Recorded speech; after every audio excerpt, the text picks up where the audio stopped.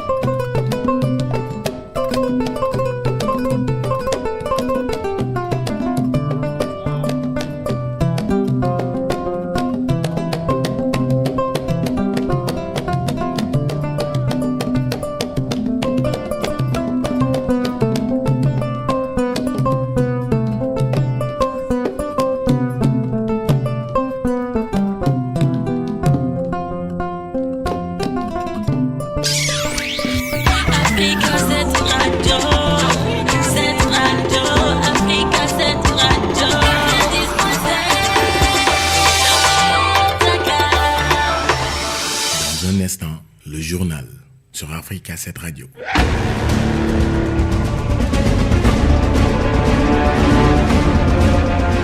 Merci d'écouter Africa 7, 90.7 FM. Dans quelques instants, le journal. Il est exactement 7 heures sur l'ensemble des réseaux synchronisés de Solo Media, Africa 7. Devant ce micro, Birahim Touré en compagnie de Mohamed Sam. Tout de suite, voici le journal. Le chef de l'État poursuit sa tournée économique en Casamance, dans le sud du Sénégal. Hier, il était à Dar Salam, dans la commune de Niassia.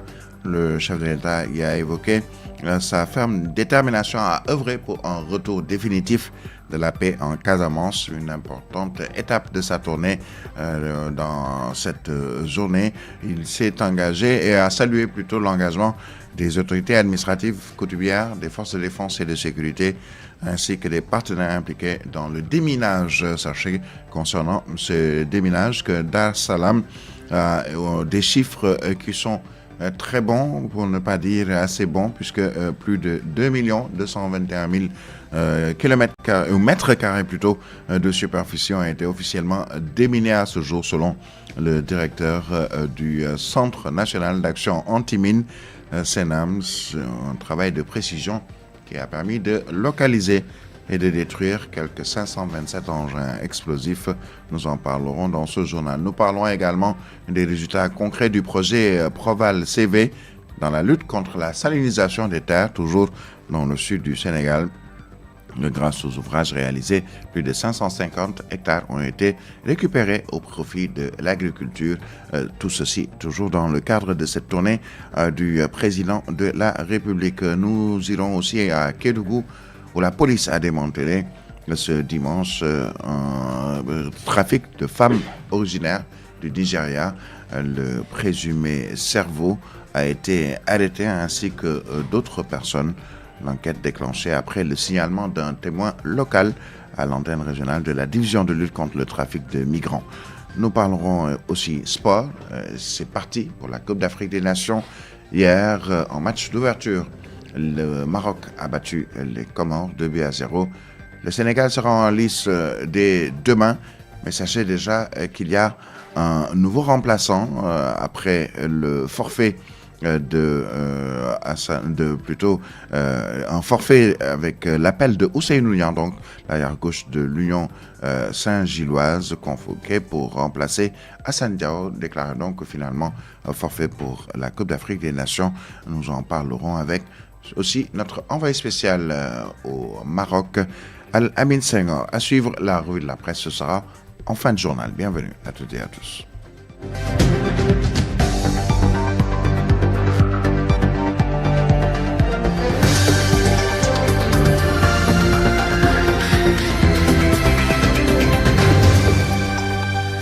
Bienvenue à toutes et à tous et bon début de semaine. Nous parlons tout d'abord de cette visite qui se poursuit, celle du chef de l'État qui est en Casamance dans le sud du Sénégal jusqu'au 25 décembre prochain. Donc il y est depuis samedi dernier. Hier à Dar Salam dans la commune de Niassia, le président de la République a réaffirmé sa ferme détermination à œuvrer pour un retour définitif de la paix en Casamance, une étape importante de sa tournée qui a été placée sous le signe de l'écoute des populations, de l'évaluation des actions de l'État sur le terrain et surtout de la réconciliation. Le chef de l'État a salué l'engagement des autorités administratives, coutumières, des forces de défense et de sécurité, des partenaires impliqués dans le déminage avec notamment la dépollution des terres et le retour des populations déplacées avant de lancer un appel solennel au dépôt définitif des armes, une clé d'un avenir stable et prospère pour une Casamance qui sera encore devant au plan des infrastructures et du développement, mais aussi pour tout le Sénégal. C'est un compte-rendu de notre correspondant sur place, Moussa Ndao. 3 heures après son arrivée à Ziguinchor, le président de la République, son Excellence Bassirou Diomaye Faye, a donné le ton de sa visite en se rendant sur le chantier de l'aéroport international de Ziguinchor. Sur le terrain, le chef de l'État a pu constater avec satisfaction la reprise effective des travaux, mais surtout le rythme soutenu de leur exécution. Une avancée rendue possible grâce à un effort financier conséquent de l'État, un financement sécurisé, gage de respect des délais et de crédibilité de l'action publique. Nous avons tenu dès l'année 2025 avec la loi de finances rectificative d'injecter un montant de 7 milliards et de prévoir le montant résiduel de 6 milliards pour la loi de finances initiale 2026. Ce montant nous permet de tenir le délai auquel l'entreprise s'est engagée pour la livraison du chantier, à savoir la fin du mois d'avril 2026. Pour le président de la République, l'aéroport de Ziguinchor s'inscrit pleinement dans la politique de territorialisation du développement, une vision qui reconnaît à la région un potentiel majeur. À travers cette infrastructure, l'État entend renforcer l'attractivité de la Casamance et stimuler sa relance économique. Ziguinchor a un potentiel énorme sur le plan touristique, sur le plan culturel, sur le plan économique. Et c'est la raison pour laquelle nous avons jugé qu'il était d'une très haute priorité que le chantier de l'aéroport puisse être finalisé et que la desserte à Ziguinchor à partir des autres pôles de connexion puisse être assurée directement via l'aéroport. Le chef de l'État a également lancé un appel à la rigueur et à la qualité, tant aux entreprises en charge des travaux qu'aux autorités de supervision. Je voudrais appeler les entreprises engagées dans le chantier à continuer à donner le meilleur d'eux-mêmes pour que la conception architecturale de haute facture et la qualité des travaux qu'ils sont en train de délivrer puissent accompagner la finalisation du chantier. Évidemment, je compte sur la rigueur du ministre en charge des infrastructures et la vigilance du ministre des Transports terrestres aériens pour que les délais soient tenus et que grâce à cet aéroport-là, Ziguinchor reprenne sa respiration à plein poumon en termes d'accessibilité. Au-delà de Ziguinchor, c'est toute la vision d'une desserte aérienne équilibrée du territoire national qui se dessine conformément à l'agenda national de transformation Sénégal 2050. Le président de la République poursuivra sa tournée ce dimanche avec une visite à Dar Salam dans Nous restons justement à Dar Salam, dans la commune de Niassia, c'est dans le sud, où le directeur du Centre national d'action anti-mine, CNAMS, a dévoilé le bilan des opérations de déminage. Maguette Diop, directeur du CNAMS, a présenté les derniers chiffres des opérations au président de la République, justement. Selon lui, 2 221 073 mètres carrés de superficie ont été officiellement déminés dans le sud du Sénégal à ce jour. Un travail de précision qui a permis de localiser et de détruire quelques 527 engins explosifs, neutralisant ainsi des menaces qui pesaient sur les populations locales, et ce, depuis déjà des décennies, un peu plus de 4 décennies. Ces efforts s'inscrivent dans le respect de la Convention d'Ottawa, dont le Sénégal est un signataire actif, prônant l'interdiction totale des mines antipersonnelles. Au-delà de l'aspect technique, le défi est avant tout humain. Le Sénégal a payé un lourd tribut avec près de 870 victimes de mines enregistrées à ce jour. Parmi elles, il y a 186 civils qui sont actuellement pris en charge par le CNAMS, tandis que les autres blessés sont suivis par les services de l'armée, selon nos confrères de Presse Afrique.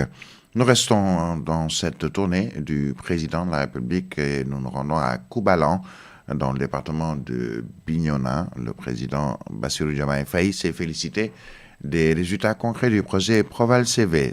Il s'agit d'un projet qui entre dans la lutte contre la salinisation des terres. Grâce aux ouvrages réalisés, plus de 550 hectares de terre ont été récupérés pour le bénéfice de l'agriculture et un bénéfice aussi direct des communautés rurales. Le chef de l'État a souligné que ces avancées, combinées à l'organisation des producteurs et la valorisation des potentialités locales, s'inscrivent dans une vision globale de développement durable, indissociable du retour définitif de la paix en Casamance, condition essentielle pour relancer durablement l'économie et améliorer les conditions de vie des populations. Je vous propose d'écouter le président de la République, Bassirou Diomaye Faye, au micro de Moussa Ndao. En visite ce dimanche à Dar es Salaam, dans la commune de Niassia, le président de la République, Bassirou Diomaye Faye, a réaffirmé sa détermination à œuvrer pour un retour définitif de la paix en Casamance. Une étape importante de sa tournée, placée sous le signe de l'écoute, de l'évaluation des actions de l'État et surtout de la réconciliation. Ma visite en Casamance a plusieurs vocations. C'est d'écouter les préoccupations des populations et c'est aussi constater par moi-même l'évolution des actions que nous avons entreprises, des instructions que j'ai données et leur traduction concrète sur le terrain et noter avec les acteurs les difficultés qui sont rencontrées. Sur place, le chef de l'État a salué l'engagement des autorités administratives et coutumières, des forces de défense et de sécurité, ainsi que des partenaires impliqués dans le déminage, la dépollution des terres et le retour des populations déplacées. Des efforts conséquents ont été faits. Il reste encore évidemment beaucoup de choses à faire, avec un taux d'exécution moyen de 39%, il est à noter qu'il y a encore des pas à faire. Mais les résultats qui sont engrangés sont des résultats qui sont tout à fait satisfaisants. Lancé en octobre 2024, le plan Diomaye pour la Casamance, doté d'un budget de 54 milliards de francs CFA, constitue, selon le président, une première étape décisive, appelée à être renforcée pour rattraper le retard économique de la région. Mais au-delà des chiffres et des projets, le message le plus fort de cette visite reste un appel solennel au dépôt définitif des armes. La paix vaut tous les sacrifices, elle vaut tous les efforts. Je continuerai à œuvrer inlassablement pour un retour définitif de la paix en Casamance et je profite de cette prise de parole pour appeler tous mes frères et sœurs, pour ne pas dire mes cousins, qui sont dans la rébellion, de rejoindre le processus de paix qui est engagé avec des factions avec lesquelles nous avons des résultats encourageants. La Casamance a trop souffert et avec elle le Sénégal. Une main tendue au nom de la réconciliation des cœurs et des esprits pour tourner définitivement la page du conflit et permettre à la Casamance de retrouver son dynamisme économique, sa richesse culturelle et sa joie de vivre légendaire. L'État s'est engagé à faire tout ce qu'il faut pour rencontrer cette volonté exprimée par l'ensemble des populations aujourd'hui pour le dépôt définitif des armes partout en Casamance et pour une réconciliation sincère, franche, durable et définitive en Casamance et au Sénégal de façon générale. Un message clair, porteur d'espoir lancé depuis Niassia. La paix est possible et le dépôt des armes demeure la clé d'un avenir stable et prospère pour la Casamance et pour tout le Sénégal. Voilà donc pour ce qui concerne la Casamance, toujours avec Moussa Ndao, je vous le disais il y a un instant, le chef de l'État qui a également visité quelques réalisations concrètes, notamment concernant le projet Proval CV, un projet pour la désalinisation des terres et résultats assez probants, 550 hectares de terres récupérées au profit de l'agriculture. Le président de la République estime qu'il s'agit là d'une avancée majeure, même si il y a encore beaucoup à faire pour une économie durable et surtout l'amélioration des conditions de vie des populations, en tout cas dans le monde rural, dans le sud du Sénégal. On applaudit cette initiative. Le président de la République, toujours avec Moussanda. La région de Ziguinchor, la région de Sédhiou, accueille pendant 5 jours le président de la République, son Excellence Bassirou Diomaye Diomaye Faye, qui est arrivé vers les coups de 12 heures. Son Excellence effectue cette visite dans le cadre d'une tournée axée sur le développement territorial, la paix et la relance économique, conformément aux orientations du plan Diomaye pour la Casamance. Dans le département de Ziguinchor, le chef de l'État se rendra d'abord à l'aéroport international de Ziguinchor, qui est en réhabilitation depuis presque 2 ans, pour s'enquérir de l'état d'avancement de cette infrastructure. Ensuite, ce sera au tour du département de Bignona, où le chef de l'État se rendra à Koubanaou pour constater les efforts de lutte contre l'avancée du sel à travers les digues anti-sel, avant de visiter Dar Salam dans la commune de Niassia, où les opérations de déminage et la situation des personnes déplacées seront au cœur des échanges. À Djalan, toujours dans la commune de Niassia, le président va visiter le pont de Niambalan, une infrastructure stratégique pour la mobilité et l'économie locale. À Sindon, dans la commune d'Adéane, le président va procéder... Je me réjouis du travail qui a été accompli par le Provalé CV sous les instructions et l'encadrement de la supervision du ministère de l'Agriculture, de la Souveraineté alimentaire et de l'Élevage, qui ont permis de réaliser cette digue longue de 22 km, le tronçon Subalang qui est long de 9 km, qui a permis pour cette partie de Koubalan de récupérer 550 hectares de terre qui étaient affectés par la salinisation et donc qui est devenu un COP à l'agriculture. 550 hectares, c'est un impact énorme pour les communautés qui vivent essentiellement de l'agriculture, plus précisément de la riziculture. Mais le projet et le ministère ont fait œuvre d'ingénierie en exploitant au maximum les potentialités de la zone avec au niveau de la mangrove des ruches qui sont implantées, de l'élevage qui est en train d'être fait et à terme l'encadrement et la structuration des populations sous forme de coopératives agricoles communautaires qui reste l'un des projets qui nous tiennent particulièrement à cœur. Si les populations, les agriculteurs sont organisés et renforcés en moyens, en accompagnement, en structuration, la productivité de la zone sera boostée considérablement et cela nous fera faire des pas énormes. Nous restons dans le sud-est du Sénégal avec des éléments de la zone militaire numéro 4 qui ont procédé ce dimanche au démantèlement de 3 sites d'orpaillage clandestins à Mandakholi, Kanoumering et Tenkonto dans la région de Kédougou. Qui ont procédé, 5 personnes ont été interpellées. Les forces de défense et de sécurité ont également saisi un important lot de matériel comprenant 59 motopompes, 14 motos ainsi que plusieurs équipements utilisés dans l'exploitation de l'or. Une intervention qui s'inscrit dans le cadre de la lutte contre l'orpaillage clandestin, activité aux conséquences environnementales et sécuritaires désastreuses dans la zone sud-est du pays, selon le site information Sénéweb. Pour rappel, il y a quelques jours, mercredi dernier, au moins 7 ressortissants maliens qui étaient dans des sites d'orpaillage ont perdu la vie. Et quelques jours avant, c'était 3 autres. Au total, 10 personnes ont perdu la vie dans l'éboulement de ces sites clandestins ou sites fermés d'orpaillage à Ojosanto, mais aussi à Khara, Kenya, toujours dans le sud-est du Sénégal, à Kédougou. Et nous restons toujours à Kédougou avec la police nationale qui a annoncé ce dimanche l'arrestation du cerveau présumé d'un réseau de trafic de femmes nigérianes originaires donc du Nigeria, récemment démantelé à Kédougou dans le sud-est. L'enquête a été déclenchée après le signalement d'un témoin local à l'antenne régionale de la division de lutte contre le trafic de migrants. Une affaire qui vient s'ajouter à une série de cas de traite de femmes identifiés ces derniers mois au Sénégal, impliquant des ressortissantes de plusieurs pays de la sous-région, nous dit Radio France Internationale. Et retour au Sénégal, à Niague, la contestation contre le projet Lac Rose, ville verte, Casa Orascom, donc a franchi un nouveau cap, retour à Dakar, autant pour moi. Ce samedi, des centaines de manifestants ont battu le pavé lors d'une marche encadrée par un important dispositif de sécurité, exprimant le rejet de ce projet. Mobilisation inédite, marquée par la présence de plusieurs responsables locaux, d'acteurs économiques et d'activistes déterminés à défendre les intérêts et l'avenir de leur localité. Nous retrouvons notre correspondant au Lac Rose et dans la zone Birem Khalidou a tendu le micro à Amadou Kodou Diouf, président du syndicat regroupant les commerçants et hôteliers du Lac Rose.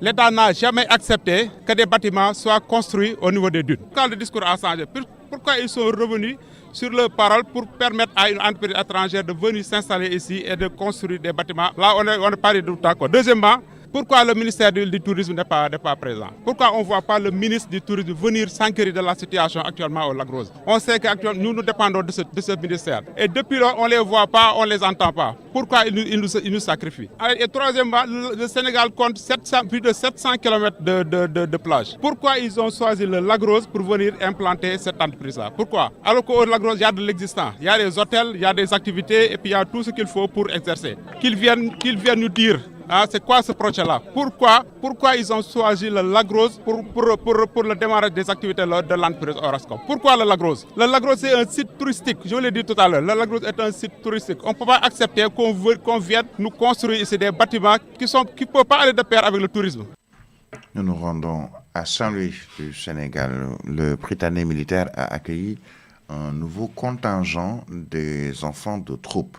Après avoir été admis au concours, l'administration a procédé à son rituel pour mieux appréhender les nouveaux défis. Le colonel Abdoulaye Mbeng a insisté sur les valeurs, à savoir la discipline, mais surtout l'excellence. Le colonel Abdoulaye Mbeng, propos recueillis par Paprali Louba. Nous avons vécu pour une nouvelle fois le rituel qui consacre l'entrée de nouveaux dans la grande famille des enfants de troupe. Une fois que les jeunes réussissent au concours du Prytanée, ils subissent une formation de 3 mois qui porte sur l'enseignement des valeurs que nous avons à l'école, à savoir la discipline, à savoir la force de caractère, à savoir l'amour du travail bien fait, disons l'excellence que nous leur apprenons. En plus, comme ils sont de diverses nationalités, comme on en a eu 14, donc on leur apprend aussi l'intégration, donc pour dire l'intégration africaine. Donc c'est à l'issue de ces 3 mois de formation, d'apprentissage, que les anciens évaluent et s'ils les jugent aptes à vivre selon les préceptes du Prytanée militaire Charles de Turenne, ils le disent et que la cérémonie est organisée. Donc voilà un peu le rituel. Et nous leur traduisons un peu ce que signifient les attributs qu'ils reçoivent. Donc, à travers le béret, l'insigne de béret ou macaron, l'insigne de corps, donc ce qu'on porte sur la poitrine, et les épaulettes. Donc voilà les attributs de l'école. Et vous avez vu que dans mon discours même, j'ai même évoqué d'anciens Hadouk qui ont créé ces symboles, ces emblèmes pendant qu'ils étaient à l'école. Donc pour dire que rien ne nous a été imposé. Donc c'est en pleine conscience que nous adoptons ces emblèmes, mais surtout leur signification. Donc, voilà. Voilà, donc vous venez là de suivre le colonel Abdoulaye Mbeng, commandant du Prytanée militaire Charles Thioréré de Saint-Louis, après l'entrée de près de 80 enfants de troupes qui rejoignent donc le Prytanée militaire de Saint-Louis, un lycée d'excellence. Fait divers, une dame tuée par balle à Kër Mbaye Fall, suspecté d'être l'auteur du coup mortel. Le mari de la victime a finalement livré sa version des faits lors d'un interrogatoire dans les locaux de la brigade territoriale de gendarmerie de la zone franche industrielle. J'ai acheté l'arme auprès d'une personne dont j'ignore l'identité. Je ne savais pas que le pistolet contenait une munition. En manipulant l'arme, j'ai atteint mon épouse par accident. C'est ce qu'a déclaré ce vendeur de téléphone selon les sources de Sénéweb. La reconstitution des faits s'est déroulée ce dimanche à Kër Mbaye Fall. Le suspect a retracé les événements avec des gestes devant les enquêteurs. Le mari de la victime est provisoirement poursuivi pour 3 chefs d'accusation: homicide involontaire, détention illégale d'armes et défaut de documents administratifs afférents à l'arme. Selon les témoignages recueillis toujours par nos confrères de Sénéweb, l'usage de ce pistolet de marque Taurus serait réservé exclusivement aux forces de défense et de sécurité. Le suspect ne dispose ni d'une autorisation de port d'armes, ni de documents administratifs pour son arme, toujours selon Sénéweb. 7h24, tout de suite, la page inter. Actualité internationale. Tout d'abord, à Bamako, une rencontre de 48 heures va réunir les chefs des juntes du Mali, du Niger et du Burkina Faso et va s'ouvrir ce lundi 22 décembre. Les 3 dirigeants regroupés au sein de l'AES, l'Alliance des États du Sahel, entendent renforcer leur coopération régionale selon le programme officiel. Le général Abdourahmane Tiani, président du Conseil national pour la sauvegarde de la patrie au Niger, et le capitaine Ibrahima Traoré, chef de la junte burkinabé, seront accueillis à l'aéroport par leur homologue malien, le général Assimi Goïta. Au Soudan, une frappe de drone a fait 10 morts ce samedi sur un marché du Darfour, une région de l'ouest du Soudan, désormais sous contrôle total des forces de soutien rapide, le FSR du général Emeti. Et c'est ce qu'a annoncé ce dimanche une équipe de secouristes sans désigner les responsables. La ville d'Al-Marla, située dans la zone désertique proche de la frontière avec la Libye, était tombée en mars dernier aux mains des FSR engagés dans un conflit particulièrement meurtrier. Bilan à ce jour, plusieurs milliers de morts et des millions de personnes déplacées. 7h26, tout de suite une courte page de sport. Sport sur Africa 7. Sport, essentiellement le Maroc avec la Coupe d'Afrique des Nations qui a démarré ce dimanche après-midi avec tout d'abord une cérémonie d'ouverture et ensuite le premier match qui a opposé l'équipe marocaine aux Comores. Le Maroc a parfaitement entamé sa campagne dans cette Coupe d'Afrique des Nations en s'imposant justement contre les Comores 2-0 à Agadir lors de la première journée du groupe A.